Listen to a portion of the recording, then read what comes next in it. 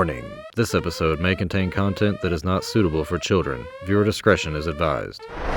So as we connected the dots for him prophetically, from Revelation 13 and other places in the Bible, he just was like, yes. He was like, this is the problem. He actually pulled out his phone. He said, do you want to know the real problem behind this conflict? And we're like, well, yeah, sure. So he pulls his phone and he scrolls down. There's that art installation at the Vatican.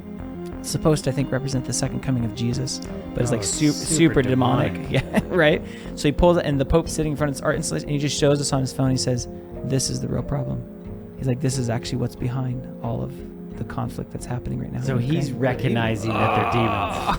You know what I mean? It's like, wow, like this guy, like he understands more than we recognize that grab for political and religious power that is soon to break upon the whole world is actually what's motivating much of the conflict that we see. And it's like, this is context. This is why the Bible's so important, to give people a handle on what's happening.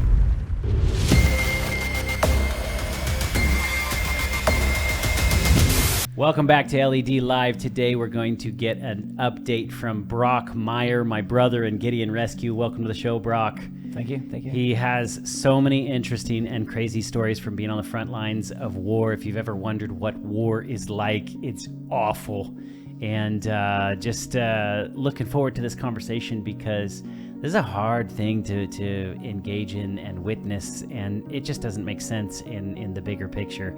So I want to hear from you, your thoughts on how do we make sense of this, and is there any good that comes out of this? Yeah, it's I think the only way we can really understand the context for where we're at is biblically. Yeah. So like when Jesus says that at the end of time you'd see wars and rumors of wars, that's a very specific point of reference that he's given to humanity to say this is the state of what the world's going to be like. And he said those are the beginnings of sorrows. That's the beginning. And so what's interesting is that actually I think I saw a statistic that in 30 years, 3 decades, we've never been closer to like world conflict than we are right now. Wow. Like 160 some odd conflicts worldwide right now as we speak, 2024. So the world is on the brink of like tearing itself apart. Yeah. Yeah, and you think about how many countries are there? Right.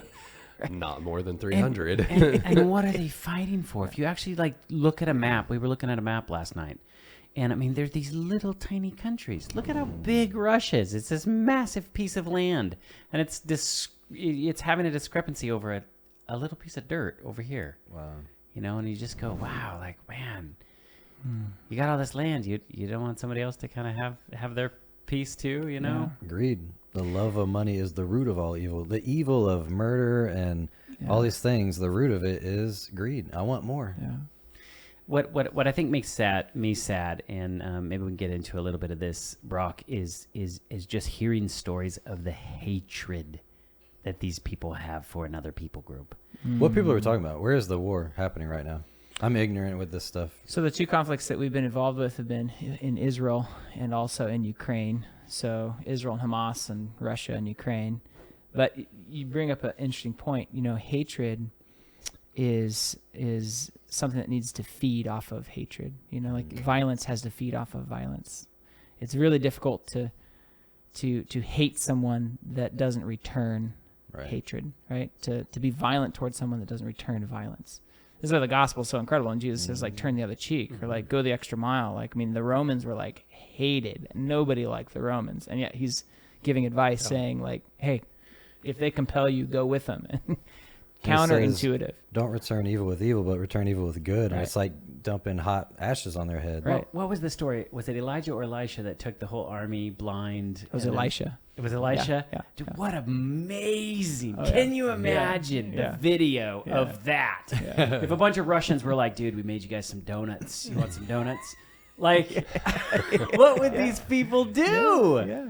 It would completely revolutionize and change. They didn't come back to Israel for a long time. Yeah, probably not even that generation, right? Anybody who was there that day was like, we're not going back because those guys fed us a feast, they were our friends. They could have killed us and they didn't. I wonder if there was people like, don't eat it.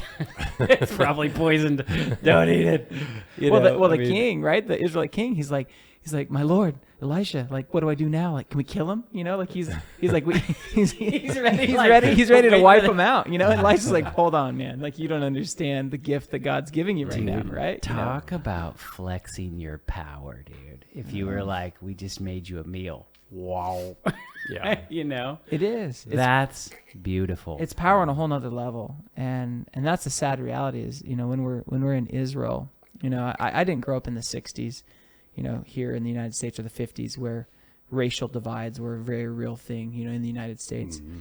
And I know we have challenges even today, but honestly, I don't think we understand anything about racism, like right? deep hatred deep-seated for generations. And we saw that in Israel. It's amazing. Like in Israel, there's entire communities that are Muslim communities. Like no Jew is allowed in these communities. In fact, they have a giant sign. Whoa. It's in red, white letters, and it says, "If you're a Jew and you're found in our community, you're not coming out alive." That's basically what the sign says. Is this a racial Jew or a religious Jew, or does it matter? It doesn't matter. Like racial, religious Jew. If you're a Jew, like you're not coming out alive from this community, right? And it's so sad because I distinctly we had this kid in the back who was a Jewish kid. You know, we were driving back from church, and he's the pastor's son. You know, He's like, I'm not going in there, guys. And we just asked him, so why can't we go in this community? He's like, I won't make it out alive. You know, and he's like 10 years old. He's like my son's age, and so as we were driving to his settlement, which was the exit to the left, and this was right in Bethany, the ancient town of Lazarus, right? So this Lazarus's town is now a Muslim community. And we were in Ma'adulim, which is like right to the left, which is a Jewish settlement. And so I accidentally like got in the wrong exit lane, and I was going into the Muslim community. And I remember thinking like, oh my goodness, like I've got this kid in the back and he's a Jew. Like I got to figure out how to turn this car around, you know? Wow. I mean, it was palpable. Like the fear was, even though nothing happened, we were able to turn around and get out of there. No big deal. But still, it's so sad to see that kind of hatred in a modern day. Right? Yeah. Like the world talks so much about love and acceptance, and it's like, even though that's a false conversation, like they haven't even tackled the reality that in this world today, there's very real hatred. That how do you solve that? You know, and the only way you can solve it is with, you know, an actual intelligent conversation and demonstration to someone that, hey, we're actually the same, you know, maybe different skin color, different culture, whatever, but at the basis, we're all human beings.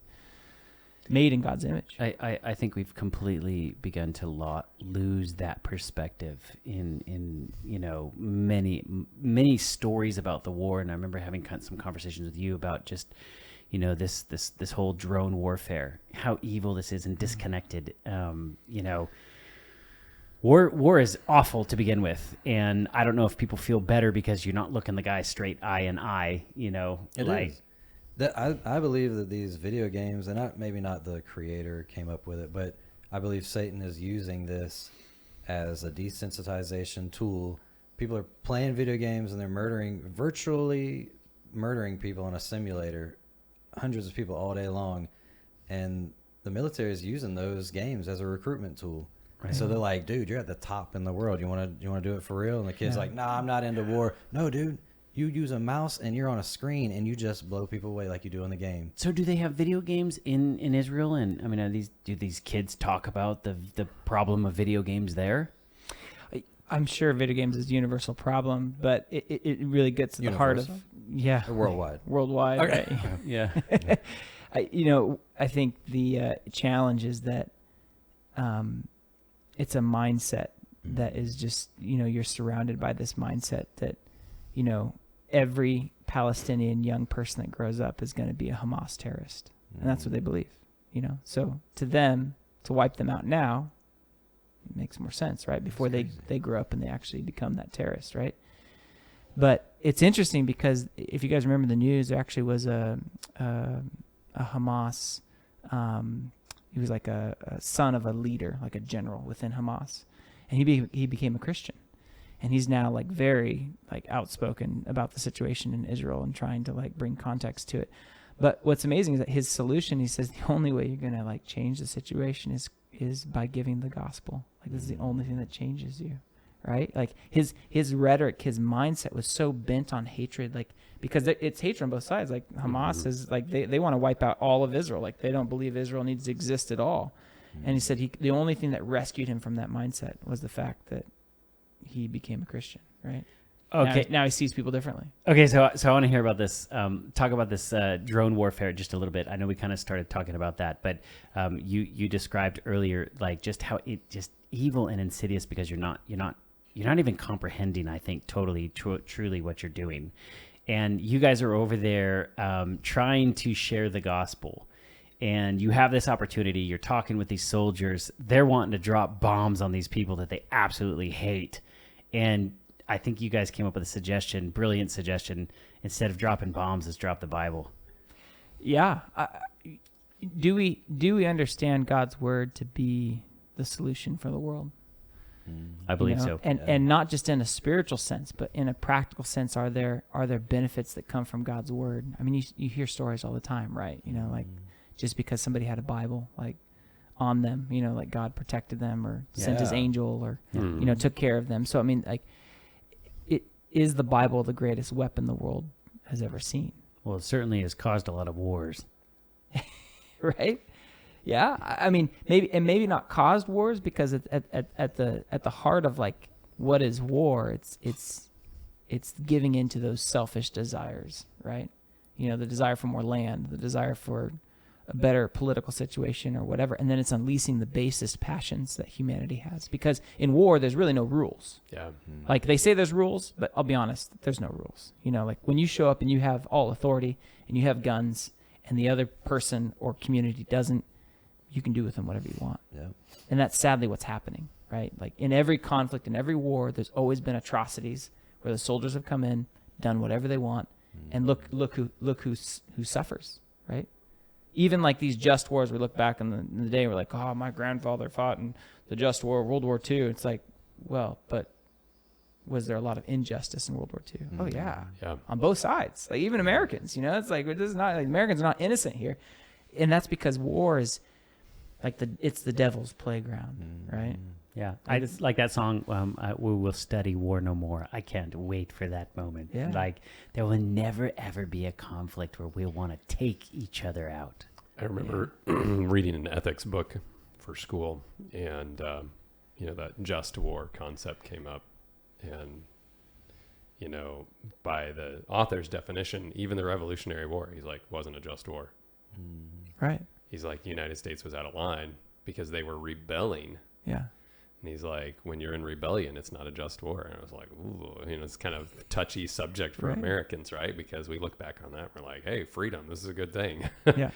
So, yeah. But going back to what you said about the Bible, I guess I think I know what you mean. So I'm not going to say I'm disagreeing with you. But when you say, the Bible caused a lot of wars, I think I would say misinterpretation of the Bible. That's right.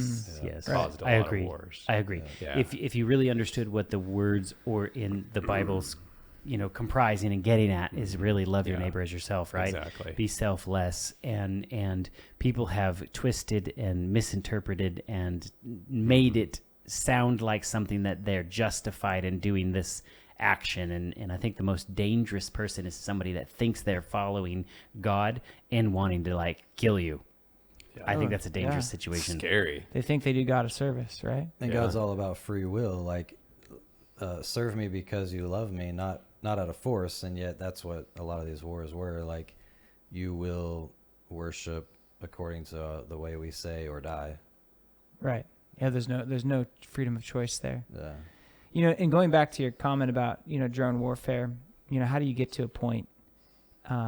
It's really interesting. Revelation tells us there's a whole list of people that will not inherit the kingdom of heaven, right? Mm-hmm. And you have like, the sorcerers and the whoremongers and the thieves and the robbers and the liars, like all of these people, right? But in that list, it actually says the cowards will not enter into the kingdom. And what's amazing is that if we could take a picture of all of the wars that have ever been fought, especially coming down to our day and age, I'm going to make a bold statement here, and this is not in any way to like diminish, people who have fought and served, and but I'll be honest, modern warfare is probably the most cowardly that it's ever been.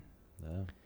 And the reason is because we're coming to the end of all things, right? So the devil's thumbprint's going to be on all of it, and the devil's a coward. Like, he doesn't face us front on, you know, like He's the gonna front hide on behind assault. layers. He's going to hide behind this. He's going to attack from behind. He's going to attack the women and the children, the feeble, you know, the feeble-minded.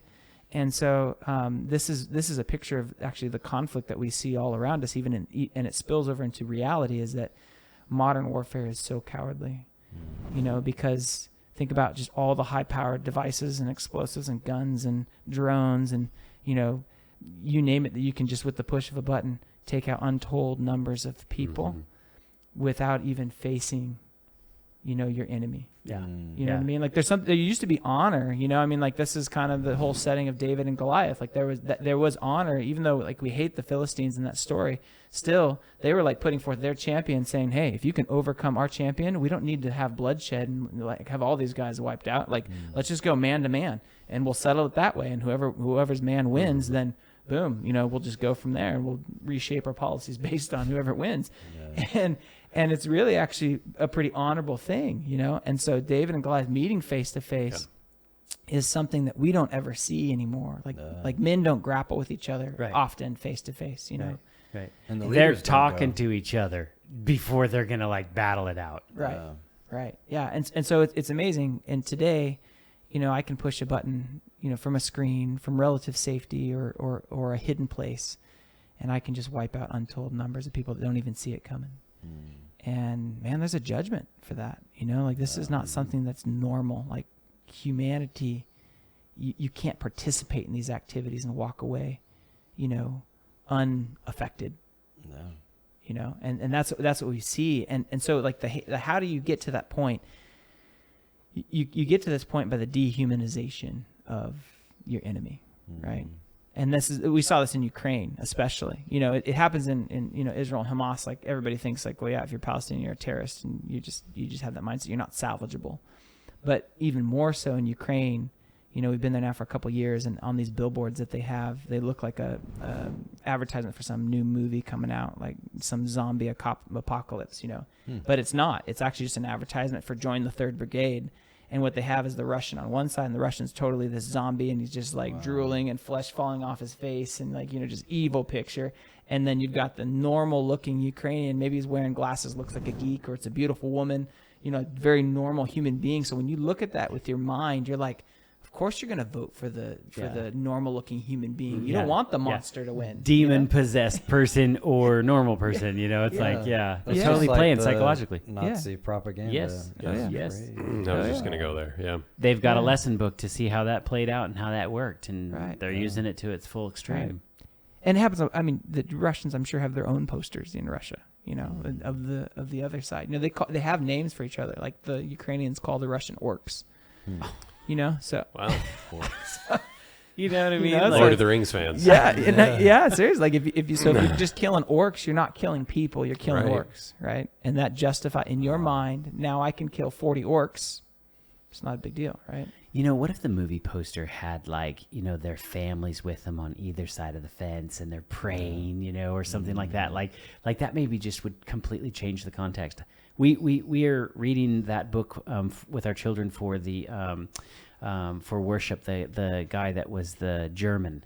A Thousand Shall Fall. Yeah, A Thousand Shall Fall. Such an excellent story. And it's like, you know, I've always, even on this side of history, I've always looked at the German Nazis and everything as they're just these savages. Yeah. Didn't even consider that there was real Christian people battling on that side of the fence and trying to do the right thing.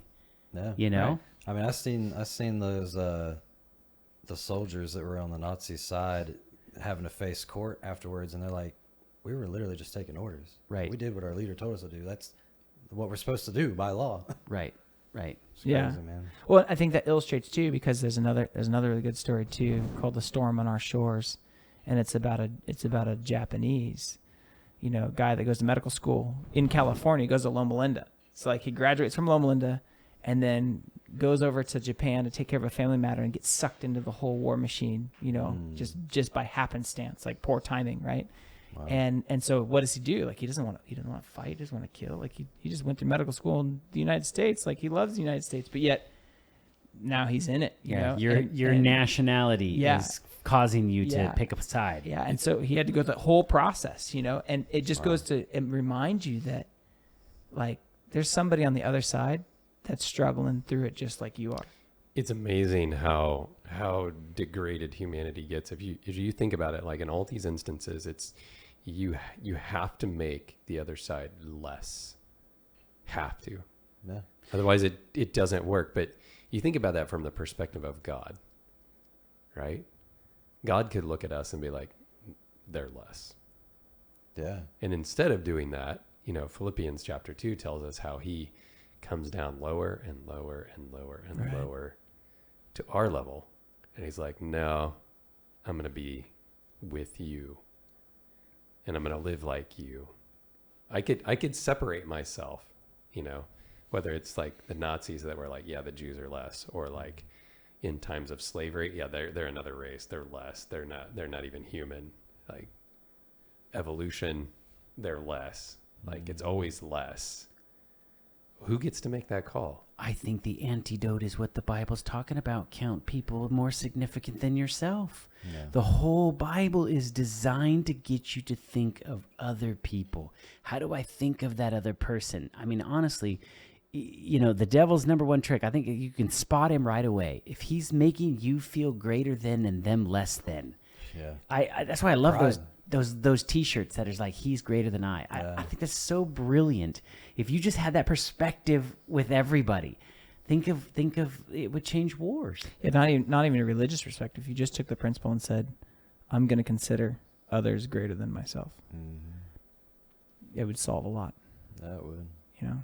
So you're over there in the Ukraine, and you know, I don't know if you can talk a little bit about some of the people that you were with, but you were with a conscientious objector. I think that's really interesting.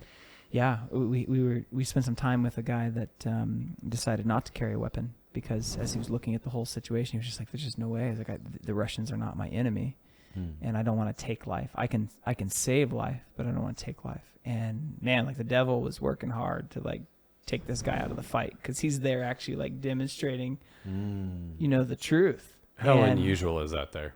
Oh, it's like not even existent, you know, like he's like the only one. So because there's a lot of like, I'll be honest, there's a lot of Christians that they've made the opposite choice. They've picked up weapons and say, I'm defending my country, my family, all of these things, right? And so they've gone to that extreme, right? I'm justified in doing that. And some of the drone guys that you were hanging out with that were dropping bombs on people, I mean, didn't they make statements like these guys don't deserve to live salvationally? Oh yeah, like the whole it comes from those posters, right? They just, when you ask them, well, what do you think about the Russians? Well, they're mindless zombies. Like they're all mindless zombies. And you know, obviously there are real situations that they bring up as very troubling. Like one of the commanders that told us, he said, yeah, I mean, these Russians, they rape 100-year-old women and they, you know, rape young children. Is that something that's propagated through the media and the machine, or is that actually transpiring? No, I think it's real. I think it's real. You know, I think you do see it because war brings out the basest of human passion. So if demonic entities are actually influencing men, then what are men going to do? Yeah. Demonic activities, right? You know, and when they're released with no restraint, there's no law, there's no order. You can't call 911 and say, you know, to the police, like, help me. You know, like there's somebody at my door attacking my family. Like it's whoever has the biggest weapon and the biggest army, and these guys can do whatever they want. You know, I think at higher levels, the officers, of course, are not going to try to encourage that with their men, but when you're on the ground and nobody's looking, you know, this is why a moral compass is so important. And much of war is also intimidation and fear. If you can get them scared of you, you know, it's you have a better chance. It's part of it. It's how do you hold a population in subjection? By raping, pillaging, and burning their villages. I mean, that's what you do. Yeah. And they now know that you are not to be messed with, you know, like. Yeah, you put the fear in them. Yeah. Yeah. So, I mean, it's evil. Like, everything about it is so evil. And this particular trip that we were on in Ukraine, we had always prayed, like, Lord, if you would give us a drone, like, we would drop these Bibles, you know, like, wherever we could, right? And God hadn't given us that opportunity. But then through a series of just miraculous encounters, in fact, helping women on the side of the road is what led us to this whole drone team. You know, it happened to be her her husband, right? He's the commander of this drone team. And what was so amazing is that when we sat down with him, you know, he just opened up to us and just started telling us like all of these horrible things that he's been through. You know, he was in Mariupol, and if you remember in Mariupol, the Ukrainians were surrounded by the Russians. Okay, so they were totally cut off. And the forces that were in Mariupol, they had a whole bunch of like elite special forces, like Ukrainian special forces. And he was like, man, he's like, if you've ever heard the story of, you know, the Spartans and the 300 holding off the Persians, he's like, I could tell you stories of like 5 Ukrainian guys holding off hundreds and hundreds of Russians as they're bombing and trying to come. It's just crazy, like movie material, right? You know, very few numbers against overwhelming odds. But yet the pain through all of this is he was just sharing with us, you know, like he said, I had to make ethical choices between, do these civilian kids live or do my men live? Oh, wow. And his men are barely men themselves. They're 18 years old and less, you know what I mean? So it's like, you know, and he didn't tell us the outcome, like what choice he made, but you can tell like, and he was a part of a 500 man unit in which only he, his wife, and 16 others survived out of 500. Wow. I spoke to a chaplain one time, and he said the thing that messed the kid, and I call them kids because they're 18 years old, the ones that were over in Afghanistan and fighting over there and in some of the wars that America was involved in, was when you have a young kid, 10 years old, 12 years old, running at you, and he looks like he's wearing jackets, and you have literally a minute to make a decision whether you shoot this kid or not. He may have bombs strapped to you, and your whole team's going to go down if you don't shoot this kid. And that can't help but to mess you up. Yeah. I mean, I can't even imagine putting myself in that position. I can't even imagine. Yeah, the commander's wife told us she's a medic. She's a combat medic. She literally had kids that were crying out to her, asking her for help, but like they had mortal wounds and just there was nothing she could do, you know, for these kids, you know. So like that, when you see this kind of evil, you know, the commander, he said, I can promise you God was not in Mariupol. Wow. You know, like that's how damaging this whole experience was for him. God was not present in Mariupol. And of course, you know, we weren't there to argue, you know, this or that, but you can recognize that the devil's design is to destroy people, not just physically, but mentally, spiritually, emotionally. Yeah. You know, and that's the tragedy of war. I mean, that it's look extensive. at what just observing that does to the people that are like, yep, there's no God. Right. Yeah, that you have to understand it from the largely Christian mindset, which is God is the one who has the most power.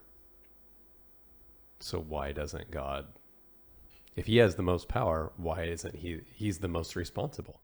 And it's interesting that you kind of started out talking about war and rules. Are you familiar with the concept of theodicy? Mm-hmm. Yeah. Yeah. So in this theological concept, theodicy, God and Satan are engaged in this war. Call it the cosmic conflict, call it whatever you want. And the way we understand the character of God through everything that's going on is that there are actually rules of engagement that both parties agree to. And it seems kind of like an odd concept, like why would God agree to anything with Satan, right? But God is in a very tough position. Right. Very tough position. Because everything he does is being criticized, and the devil's pulling the like, yeah, but you're just doing that because you're God, or you're just doing that because of whatever. And his accusations. He's accusing. And so the only thing that God can do at that point is demonstrate, right? Is to demonstrate his love. And so you see this playing out in a very real way in like the book of Job, right? So Satan is found in a heavenly council, and God's like, what are you doing? He's like, I've been walking up and down the earth. And there's not a lot said, but there's a lot implied. So when Satan is saying like, the earth is mine. Yeah. That's essentially what he's saying. The earth is mine when he's saying that. And so then God's like, well, have you heard about my servant Job? Yeah. And then that's when Satan's like, oh, well, yeah, but he just serves you because you give him stuff. Yeah. And so then God's like, okay, you can test him. And you see all that playing out. But at the end of the day, God has to prove that he is love. Yeah. That's a hard thing to do. How do you prove that you're love? Right. When somebody's constantly saying you're not love, you did this, and they're lying about you. Yeah. They're lying about you. Yeah. How do you prove that you're love when somebody's always lying about you? Well, it's the demonstration, because the scriptures say that greater love hath no man than this, that he lay down his life. Yeah. For his friends. And that's where the tables completely turn within Christianity, because if you understand Christianity and what God is demonstrating through the gospel is that there's actually nobody on this planet that's not your friend. Well, and if you think about it from the Bible's perspective too, it says, while we were yet sinners, Christ died for us. Right. And I'm trying to remember if some translations say enemies or something, but it's like, it's like we and God were not, we weren't on the same page. Yeah. Well, he's praying, Father, forgive them who are putting nails in my hands. They're murdering me. Forgive them, Lord. Don't let this sin fall upon them. And earlier you said that conscientious objector said, these Russians aren't my enemies. The Bible says we battle not against flesh and blood. If we could see that, if we understood that concept, like you said, the Bible could change the world. If we're like, wow, there's this big battle going on, but they're just humans like me. They got a family like me. What's causing this? It's this evil influence. It's Satan and these demonic spirits, and we're not battling against flesh and blood. If we could all kind of wake up and see that, it would all end. And so that's mission objective number one, because you're stepping into these environments and working with these soldiers, these individuals that don't understand what's happening. They've been sold on a cheap narrative, right? That the Russians are zombies and they need to kill them all, right? And so how do you communicate to them that, guys, we need to zoom out and look at the 30,000 foot view? And it's only through demonstration. So as we sat and listened to this commander, he's telling us all these horrible war stories and tragedies. And, we pointed into the Bible, because context, he's wanting to know, why is this happening? We just went right straight to scripture. And we're like, look, this is where we're headed. This is what's predicted. This conflict is not about Ukraine and Russia as much as we think in the moment that's what this is. There's bigger forces at play here, because the whole world is being plunged off the cliff, and this is such a small representation of what's happening worldwide. So as we connected the dots for him prophetically, from Revelation 13 and other places in the Bible, he just was like, yes, he was like, this is the problem. And he actually pulled out his phone. He said, do you want to know the real problem behind this conflict? And we're like, well, yeah, sure. So he pulls his phone and he scrolls down. There's that art installation at the Vatican. It's supposed to, I think, represent the second coming of Jesus, but it's super demonic. Right? Yeah. So he pulls it, and the Pope's sitting in front of this art installation, and he just shows us on his phone. He says, this is the real problem. He's like, this is actually what's behind all of the conflict that's happening right now. So he's recognizing that they're demons.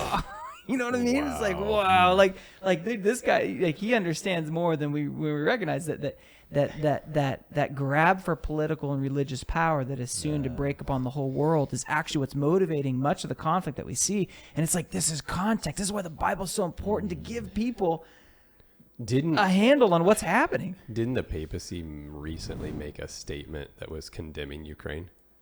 Yeah, they've made several statements. Yeah. And so I wonder if that plays in a little bit, because he's like, well, this is the problem. I mean, clearly, it seems like the Pope is politically taking a side with Russia, and the Ukrainians are like, dude, what gives? You're giving them ammunition to, because they're fueling both sides, I believe. Yeah, of course they are. I really believe that they're all sitting at the same table, and they're really on either end. They know what's going to throw gasoline onto a situation. And here's the real tragedy, right? As the commanders in Mariupol being surrounded, it was the Ukrainian Orthodox priests that were giving up their positions to the Russians. Wow. So they were being targeted directly by Russian missiles and bombs and everything, because the religious establishment was giving up their positions. Why? Sad. Oh, because there's more to it than just because their bosses are telling them. Yeah, it's evil, right? Everything's evil about it. So you can see, I don't know if he fully understood from the context of like Bible prophecy, but that's why we made that connection. And as we made that connection, all of a sudden he's like, whoa.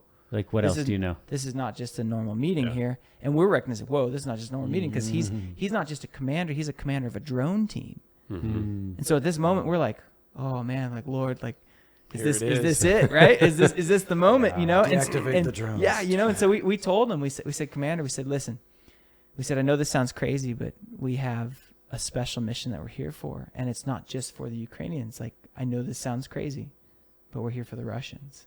And, you know, he's just like, oh, they're all zombies. They're worthless, whatever. And I just asked him, I said, do you drop propaganda on the Russians? And he was like, oh, yeah, all the time. But they don't read it. I was like, okay, well, if he's willing to drop propaganda, then maybe he'd be willing to drop some Bibles. Wow. And so then we asked him, we said, will you drop by? And it took a while because all this was through Google Translate, right? So for him to get the concept, you know, at first, Google could totally mess that up. Yeah. You want us to bomb what? So we gave him, and finally he understood what we were asking, and he said yes. And we only, this is the crazy thing, we only had 9 Russian audio Bibles. That's all we had, just 9. So it was like, you got to make them count, right? Yeah. Like this is like where it really counts. And so he told us, he said, well, he turned them on and turned the loudest volume setting, threw it in the other room, stomped around the room. I was like, yeah. He's like, I think you could probably hear that, you know, if it dropped from and landed in the ground, you know, and they're hardy little devices. So, I mean, it's not like you're going to destroy them if you drop them. But wouldn't you be super suspicious of somebody dropping a little black box with a bunch of buttons on it? I'm just asking. Yeah, no, seriously. This is the sad reality is that, war has become so deceptive, you know, and we don't trust anything, you know what I mean? Especially from the enemy, right? Just playing the Bible. And they're like, oh, yes, it's safe. Yeah, right. You know? Oh, that'd be awful. But here's the reality, right? Is that if we believe God is for us, that's right, then he's going to set up the right situation and the right people and the right services where somebody's going to take that leap of faith and it's going to change their course in their life forever, right? You know, so that was what that's our wager. Our wager, and it's not just the dropping of the Bibles on the Russians to reach the Russians. I mean, like that, you know, anybody could look at that and be like, well, that's not even a drop in the bucket. Like, why would you even waste your time doing that? You know what I mean? Like, mail them to Russia, whatever. Right. But it's really more so for these Ukrainians, the drone teams, because they told us see them as valuable. They said we kill 20 to 40 Russians every day. Every day. Wow. They kill that, just their drone unit, 20 to 40 Russians. They're just like, boom. Oh, beep. Wow. Killing these guys. How do you sleep at night? And that's man, these guys are all family men. They're married. They got kids, you know. Oh, wow. And it's like, oh man, you know, your heart breaks because you realize that you're not coming out of this unscathed. You know, like you may survive the war, but mentally you're not going to survive. No. And that's the devil's design, right? Is that not only you be his agent, but at the end he tosses you aside and destroys you. And in then every makes other way. you feel guilty. Yeah. That for what you did. Look at what you did. You ended all these people's lives. Now here, drink this bottle. Yeah, exactly. You know what I mean? Yeah. Exactly. Kill you another way. So the commander, you know, he said, okay. He said, give me the Bibles. He said, we'll drop them on the Russians. And Greg, who was with me, it was just 2 of us on this mission. You know, we both looked at each other and told commander, said, no, we can't give you the Bibles. We said, we're coming with you. And he was like, I don't think you understand how dangerous this is. And I don't think we understood how dangerous it was too at the moment, right? You know?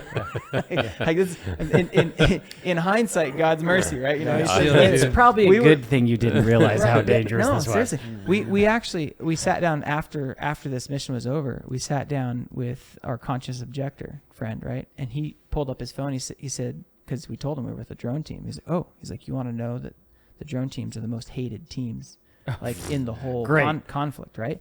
He said, you want to know what happens when the Russian special forces hunts down and gets a hold of the drone team?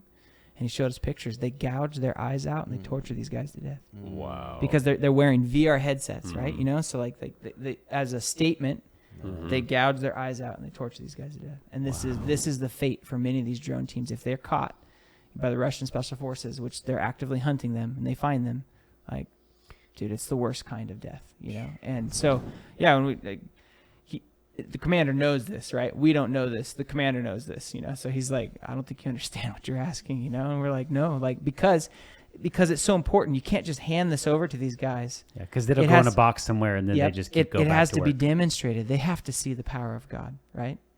And so we said, no, we're going with you. And he said, okay. He said, you can go if you have a helmet and a vest and if you have no fear.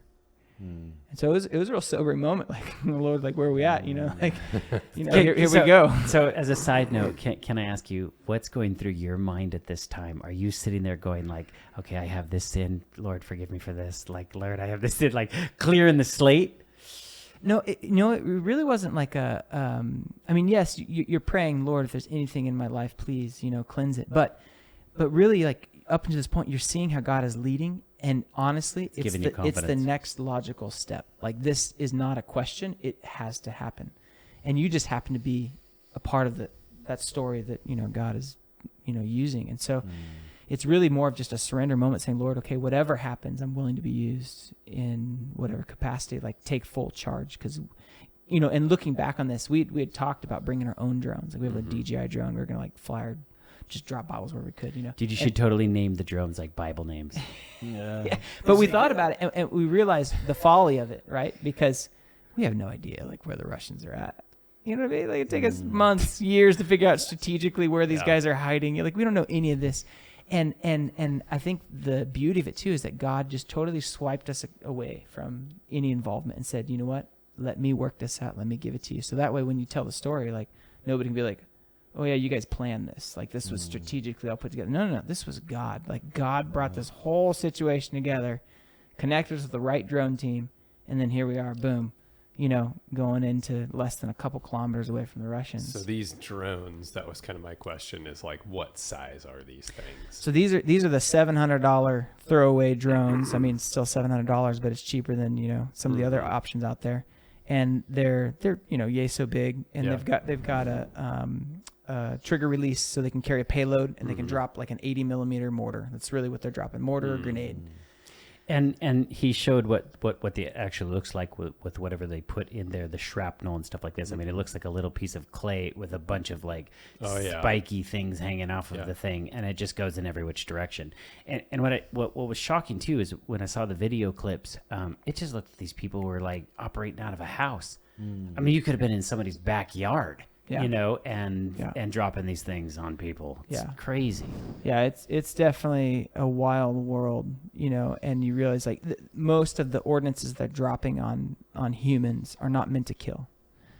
And that's because a wounded soldier is much more of a hassle to deal with than a dead soldier, right? If you're killing them, like whatever, but if they're wounded, now you got to send in guys to rescue them and retrieve them, and it just takes a lot more resource. And then you can bomb the guys that are coming to get them, so it's like, it's evil. It's evil. I mean, the whole that's some evil. intention on evil. Oh yeah. And they told us these stories. Like, there's one Ukrainian guy who was hit by a mortar or hit by a drone, and he put on a tourniquet, saved his life in the moment because he's bleeding out from his legs. So he puts on a tourniquet, and he's literally crawling around on the battlefield in the mud for 7 days.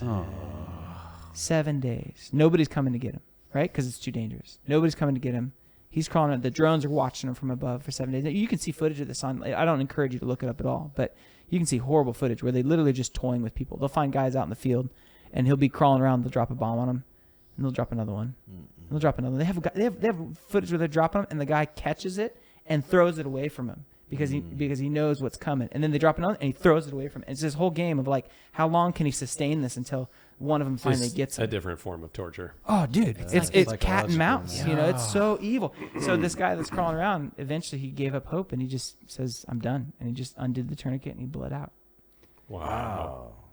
I mean, this is what you're awful. up against. You're up against, like, when you say hell on earth.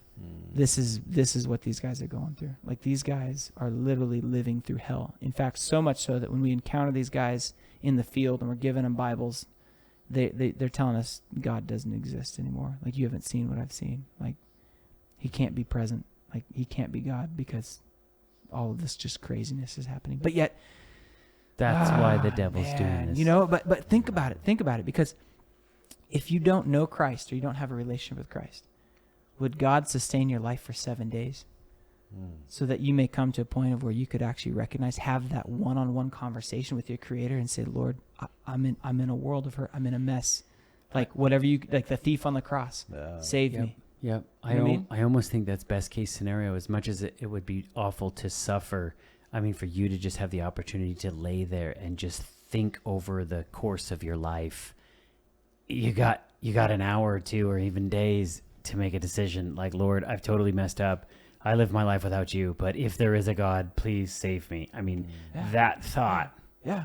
And if the curtain could be drawn back, I think we would see just how intense that struggle between, because the devil's desire to sweep untold numbers into a Christless eternity. And God's trying to save. Like the Bible tells us, he's not willing that any should perish, but that all should come to repentance. That's it. Simple. Like you want to boil it down to that. This is God's whole game plan. He doesn't want a single person to perish, That's right. but that we just come to a point of repentance. Somebody brought something up that was really interesting, just to kind of explain what spiritual warfare is really going on behind the scenes, because I'm very fascinated by this as well. That the demonic realm is really interested in getting you killed without being able to make a decision, because if you were to turn your life over to God and ask for forgiveness, guess who gets transferred all of those sins? Right on them.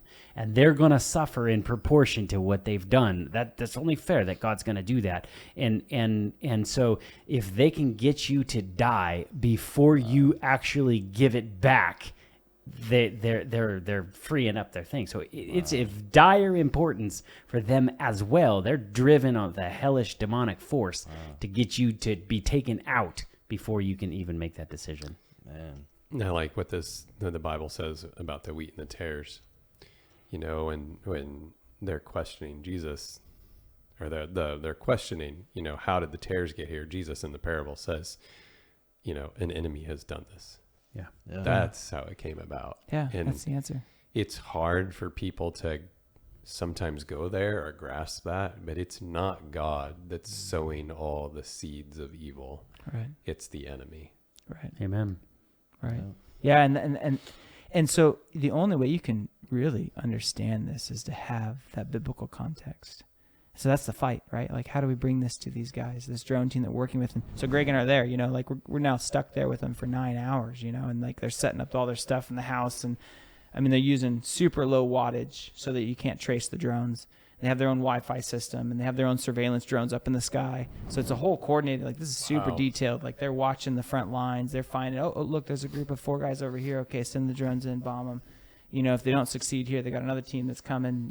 It's just the whole interplay. And Greg and I are praying, like, as we're watching these screens, like, Lord, we don't want to be party to this kind of destruction. We don't want to see 20 guys die in front of us, like sitting here, right? Like watching these guys carry out just this whole thing. And so we just prayed, Lord, disarm the bombs, disrupt, like whatever you got to do, but not on our watch, right? And so right when we get there, the guy's like, hey, some of our guys are being attacked on this front over here, but they've been calling for air support, so we got to fly over here. And okay, sure. And so we'll get to your project here in a minute. So they load up with the mortar, attach it, boom, fly it over. You can see the Russians on the screen, and they drop it and they miss. And the Russians are now booking it through the woods, and like they're like, rearm. So they're flying the drone back, rearm it, another bomb, fly it over to get these guys. And they go to pull the trigger, and the trigger mechanism fails. And the bomb is stuck to the drone. Oh, no. So they have to fly the drone all the way back to where we're at, land it in a field. Somebody's got to run out, disarm the pin. They pull it inside. They look at the trigger mechanism works fine. Like there's nothing wrong with it, I love it. I love it. There's probably angels up there, like just like pulling one wire. Yeah. And then it was amazing because I think they were a little defeated at this point. They're 0 for 2. They were telling us they killed 20 to 40 guys. It's like, they're a little embarrassed. Right. Yeah. So they're like, well, give us your Bibles. And we're like, yes. Wow. So it was perfect. 3 of these audio Bibles stacked up fit in the same size as a 70 millimeter mortar, and so they strapped them on there, tested them. Trigger release works well. And we turned them all on and synced them like super loud. And we turned them to Adventist World Radio, Cami Ootman. She's doing an evangelistic series, and it's like so. This isn't just the Bible reading; it can get sermons and everything. It's got the Bible, it's got sermons, it's got music, it's got all. So we were trying to decide like what do we put on. So the first flight that we sent out, we synced it to Cami Ootman, and it was so perfect because it's like, when the world is falling apart and the end of the world, like all these just like themes that they're talking about, and the Bible is just like, this is great. If it falls from the sky, people are going to be like, what is this? Like, I so wish I spoke Russian. Right? Yeah. And you could be there. And so it was amazing. They attached it, they sent it off, and it was so cool because these guys, they knew exactly where the Russian front was. They've been watching 24/7 blowing these guys up. So they were, they asked us, where do we want to drop them? We said, we don't have no idea. Like, where do you guys think we should drop them? Oh, these guys are all holed up over here. We've been watching this, trench over here. So we'll drop some over here. They got some dead Russians here that eventually they're going to come and collect. So let's drop them close to those bodies. So the same guys that are strategically knowing where to kill these guys are like, this is the best place to drop a Bible. Yeah. These guys are really sad because they lost some of their friends over here, so they probably they need need a it over Bible. here. Right. Yeah, it's wild. It's wild. The whole thing is just surreal, right? And then they're like, oh, there's a path through the woods here, and we always see them come with their supplies and stuff. So let's drop them along the path because they'll definitely be coming along that way at some point. And then they're like, oh, and there's an evacuation zone, and the evacuation zone is where they pull all their dead and their wounded. So definitely that's a good spot too. And we were like, game on. Like this is Whatever good, you right? think, guys. We only had one rule for them. They said, listen, if you drop these Bibles on them and they pick them up and they're listening to them, you cannot bomb them. Oh yeah, Like, that would just not be cool. That is not cool. You gotta let them live, right? And they were like, well, haha, we'll bomb them tomorrow, And it was like, it was just like, man, but you're working. Now working with people are these guys where they're Christians? Not really. Okay. You know what I mean? Okay. Like these are Just I need a wondering. They context come in my mind. They're not American, right? Are they American? they're Ukrainian. Ukrainian. They're Okay. Ukrainian. Wow. But you got to realize the context, right? I mean, Ukraine was Soviet bloc communism. Most of the generation our age there have no connection with God because they were raised in the 80s, 80s, 90s, so the communism was like prevalent. So like there is no God. Yeah. So in their mind, the only people there that are of real religious interest are Orthodox, Orthodox, but that's older generation. That's like grandma, grandpa, the ones that the communists couldn't root out, but now that it's its own country, they're more secular than anything because they just don't have the foundation. So you're working with people that they just don't know. Yeah.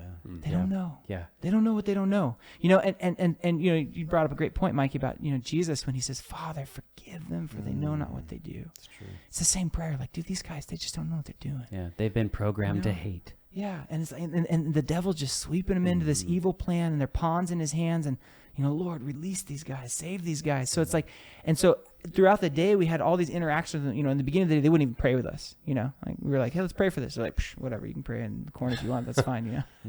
But then they noticed that the day is different. You gotta feel good. Yeah. Yes. At least doing something where your day is primarily taking life. Yeah. Just the thought of, okay, we're giving somebody some glimmer of hope. Yeah, and it was amazing because that they were giving us high fives. We were telling them like, good job, good flight. We only had 3 flights that we did because we only had 9 Bibles, so 3, 6, 9.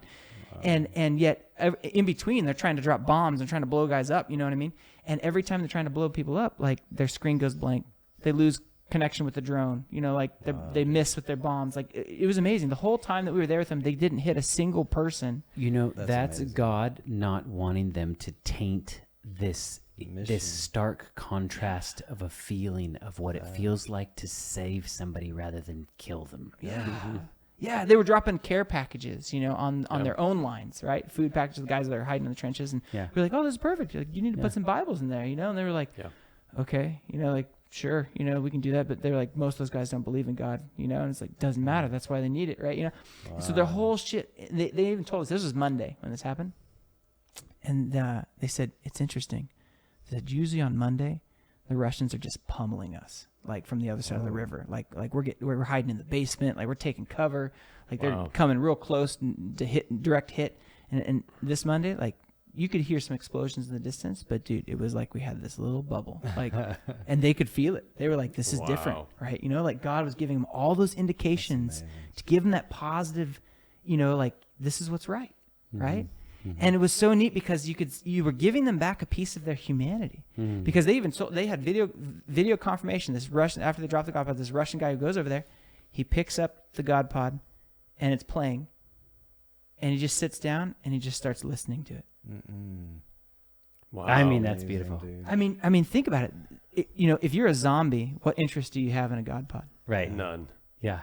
Nothing.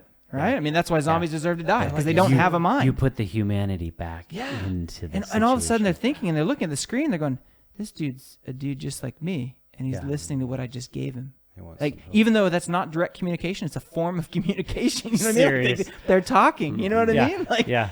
He just gave him a glow track. Yeah. That's amazing. Yeah. This is kind of a side note, but on the whole zombie thing, how that's always portrayed in video games and movies and all that. And I'm like, you think about that, and that's really how God's people are going to appear to the rest of the world in the I believe last so. days. I think that's the problem with zombie movies. I actually do. I share the same sentiment. Because they're following the Lamb wherever he goes. Yeah. And They're the not rest alive. of the world is just like, what do you mean you're not going to do this, and you're not going to do that, and you're not going to do this, you know? And if you look at it, the whole rest of the world is out to kill God's people. Right. It is no longer I that live, but Jesus that lives in me. You're dead. Yeah. You're. I mean, from the world's eyes, you're a zombie. Yeah. You just have this one way of thinking. You only have this one mission. You can't deviate from that. You can't do anything else. It's a strange kind of parallel, if you will. And if you get close enough to someone else and you use the blood, they turn. Wow.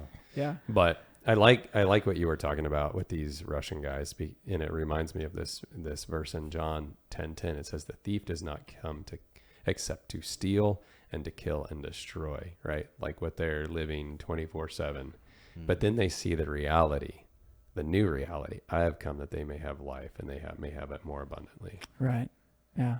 Yeah. And it made such an impact on the commander. Like when we came back, because I think commander got a little nervous that we were there with his drone team, you know, Sure. and he came and picked us up a little earlier. We were supposed to come back with him, but he like personally came, you know, in a truck, and it was like, 3 o'clock or 4 o'clock in the afternoon. I remember what time it was, and he was like, "All right, you guys are still alive. You dropped your Bibles. Good. Let's go." His whole team is like singing hymns. Yeah, Like, what's happening to this we place? did. We actually. That's actually an awesome note. As we were going into the battle zone, we actually were singing because these guys didn't speak a lick of English, so they didn't know anything that we're saying or singing. What'd right? you sing? There's power in the blood. No, we sang "Sound the Battle Cry."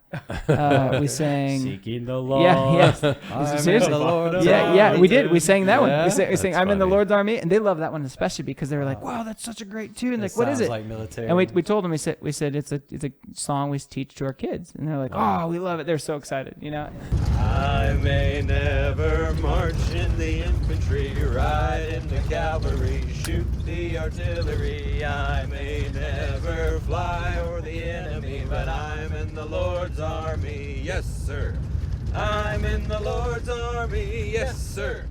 And it changed. You got to realize, like the driver, he was driving white knuckles, wide eyes, because he knows he's about to run the gauntlet. Like the Russian kamikaze drones, everybody else are looking at all these little vehicles going into the battle zone, and dude, it's prime target. And he does this every day, and like their colleagues, man, are blown apart every day, and like you got to run the gauntlet to get to where you're going. And so like it changed the whole. When we started singing, the whole atmosphere changed. The driver relaxed. He was just like laughing. He was like, "Man, okay, like these guys are singing. It can't be that bad." You know what I mean? That's amazing. But that's the power of music, right? Godly music. And the power of prayer. It's the also power of the prayer. power of Yeah. hope. Yeah, hope. Exactly. Dude, You ever exactly. these prayers being answered though, like you guys are praying, like interfere with this. You didn't see anybody get killed, right? Mm-mm. I mean that's an answer to prayer because they killed 20 to 40 people every day while you're there praying. Nothing happens. The power of prayer. They pull something and the pen doesn't go because there's angels on both sides, good angels, bad angels, and like you were talking about the rules of engagement. They can't interact. They can't interfere unless given permission. Right. And so they're just waiting. Like if they just give us the command, we'll go. And you're sitting there praying, Lord, don't let this thing work. And they're like, all right, we're gonna clog this trigger or whatever. And everything's answering. Nobody's dying. People are picking up God pods, and even these guys aren't getting attacked. You know, you're hearing it in the distance or whatever. It's like you guys just brought a little piece of heaven. I there, so you know? wish you could pray that prayer like Elisha. Just open his eyes just for a second. Oh, it'd be and if amazing. like, every one of those drone operators could literally look around the hills and just see like just lines of angels Right. and things that are entered into the war with them. Right. I guarantee you that would completely shift their mind. Oh yeah. Well, it made a big impact because when we came back, we shared this with the commander, and the team itself. This was really neat. Their own creative processes started to take over, and they asked us. They said, "Well, do you think we can drop a flag on the Russians?" And we were like, "Yeah, of course. Like, that's great. It's not a bomb. You know what I mean? Like, drop a flag. And so they came with this whole deal. They had a spike on the end, the big old giant unit flag or whatever, Ukrainian flag. And they couldn't do it when we were there because the winds are too high. But later that night, they have this FLIR image, like you just see this drone, with this giant flag attached to it, and they're just flying it over to the Russian side, and they just release it, and the flag just goes thunk, and it's like just unfurled, waving in the wind. It's stuck in the ground? Oh yeah, upright. That's cool. And the Russians were livid. Livid, you know what I mean? Like, and they couldn't send anybody out to take the flag down because there's drones overhead, right? Yeah. So what did they resort to? They took their own kamikaze drones. They just start flying it to try to hit this flag, but they're missing. They can't hit it. And for like 24 plus hours, this flag is just standing there, and they're trying to bomb it, and they can't bomb it. They can't take it out.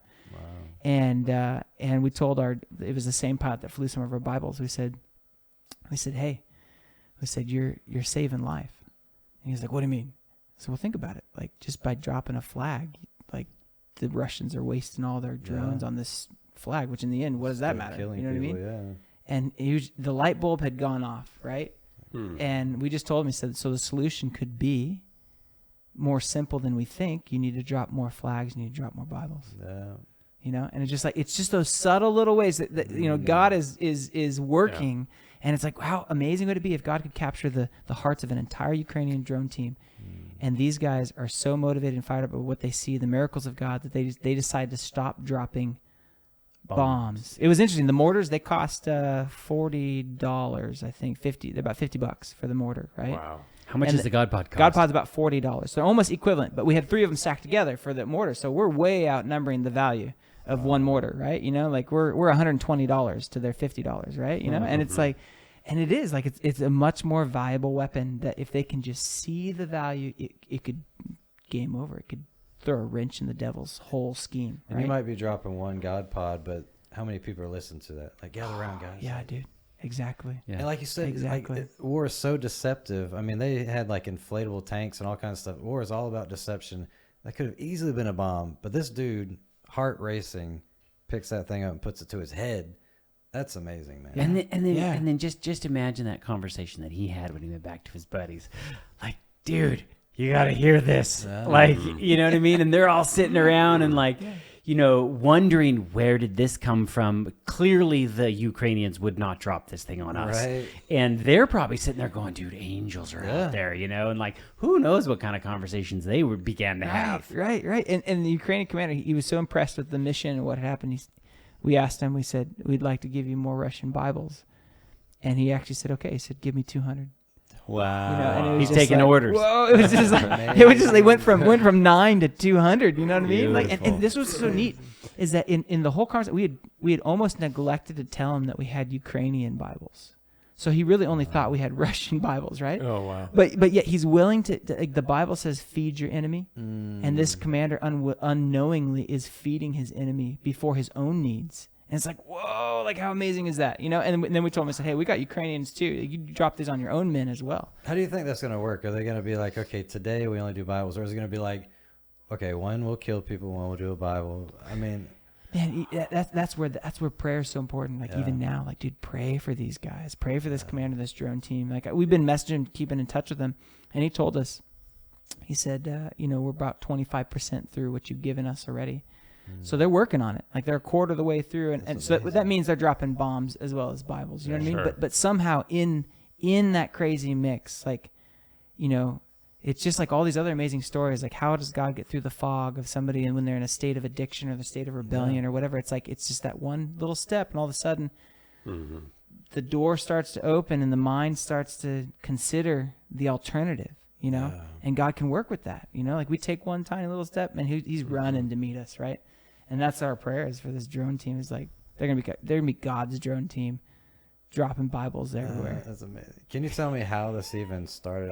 This story just started like I'm with this drone team, but there's got to be some miracle story. How does a normal person, you're Scotty's brother, how do you end up like let me answer Ukraine this. Army drone team? Before he answers this, it is so fascinating to me when you listen to these guys, because here is a ministry that is very practical in its terms of like we theorize all day long like how to share the gospel, right? Yeah. I mean, we are pushing buttons and we're putting things out into the world, but we're also putting things out into the world sitting at a desk, right?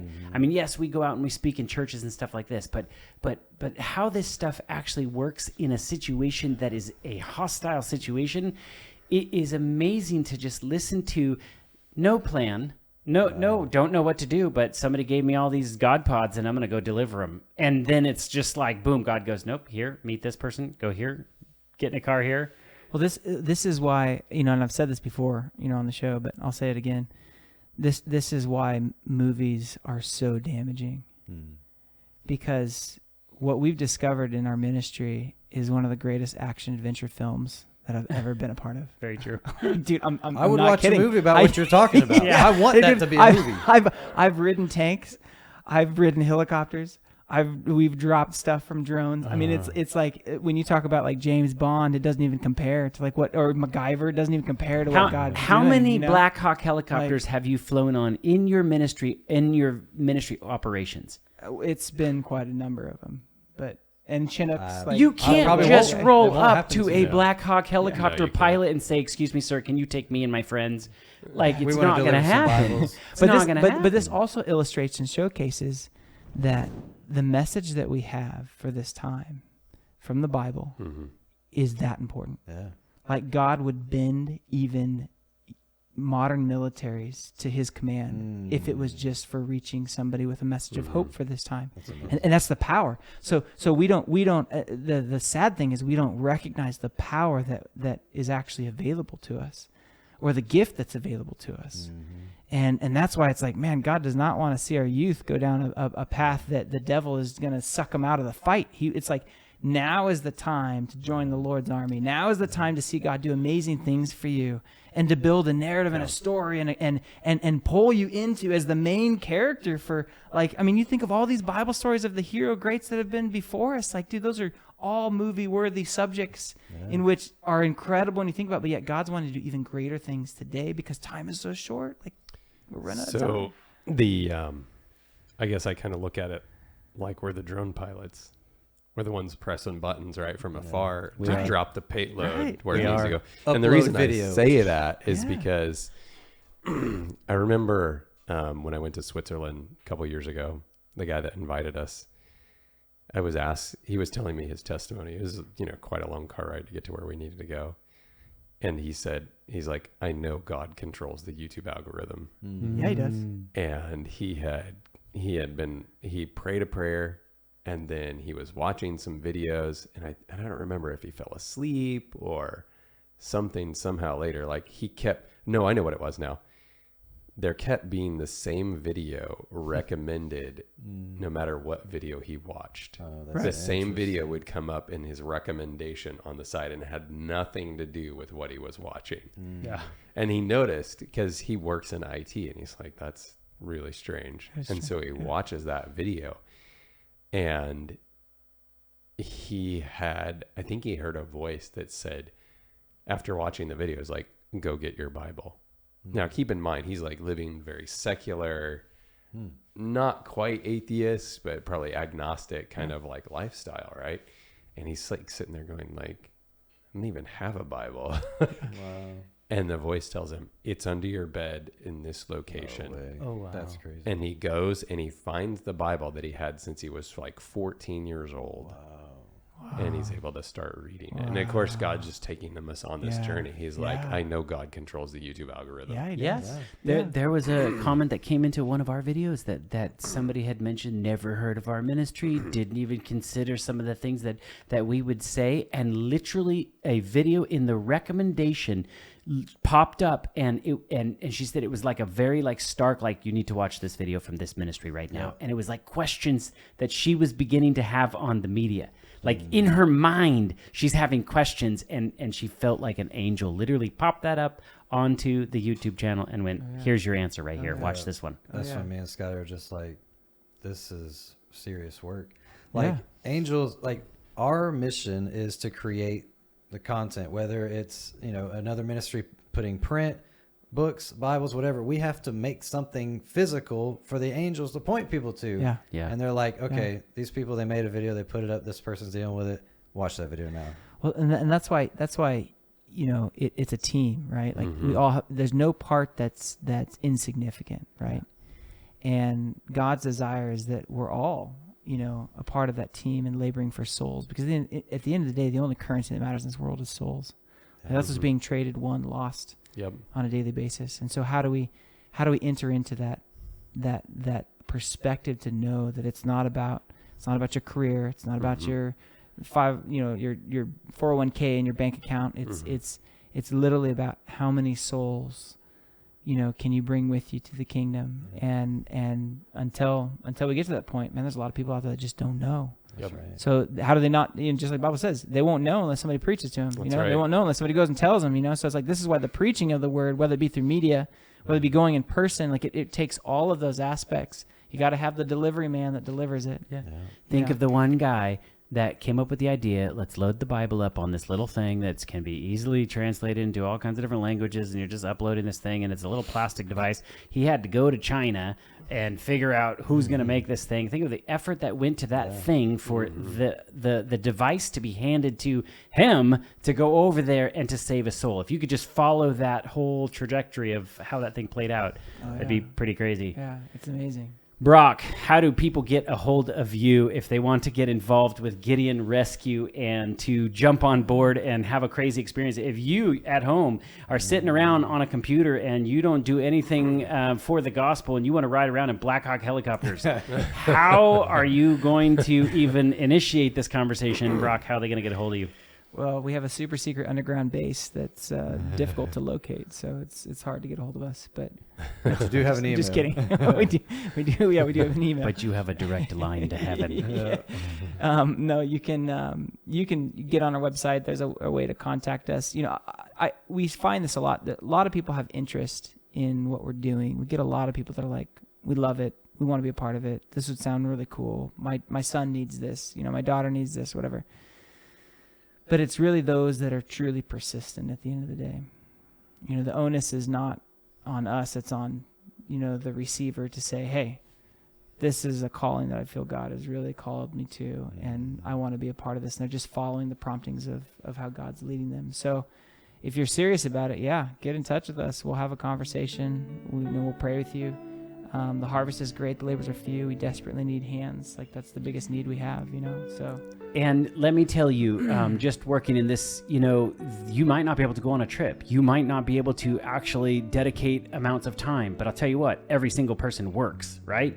So you should be actively involved in God's work. If you're not, I hope and pray that you'll consider funding some things like this. I mean, it takes money, energy, effort, and all of those components together are equally important to be able to make this cog wheel go forward. And at the end of the day, I think you will look back on this experience and say, what did I do for the kingdom of God? How did I enter into this work at this hour? And I think that's what you're going to look back on in eternity. And if somebody says, I'm only here because I got a God pod dropped on me in the middle of a war, I mean, you're not going to hear any, you can't pay for that kind of beauty. So I hope and pray the least you can do is pray for this ministry. Amen. And so just if we have enough people really praying that the doors can be opened and that they can run forward with boldness, that's entering into God's work as well. We thank you for listening to this conversation. GideonRescue.org. You can check them out. We'll put a link in the description below. Thank you for liking our video. Please share and subscribe. Seriously, even a simple way that you can enter into God's work and help this video get out there in the algorithm is to just like our video or subscribe to Share it. If every single person that literally watched our videos that said, I can't do anything for your ministry, you can push that little button right there, and that helps other people see this content. So we thank you guys for tuning in, and we will see you next week.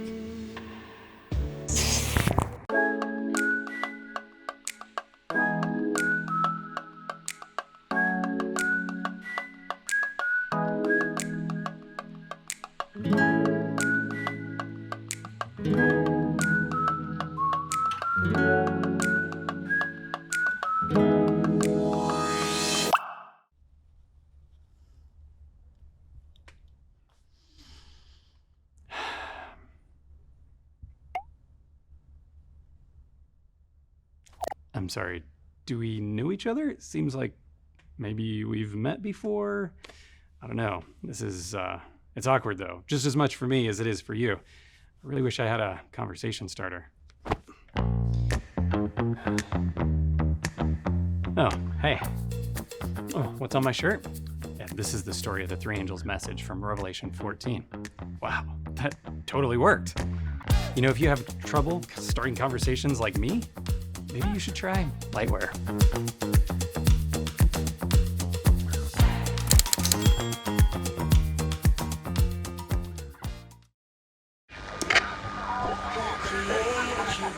Jacob, and he who formed you, Israel. I will make him a pillar in the temple of my God, and he shall go out no more. I will write on him the name of my God. Be strong in the Lord and in the power of his might. The Lord shall renew your strength. They shall mount up with wings like eagles. They shall run and not faint. I pray alone, but by every word that proceeds from the mouth of God.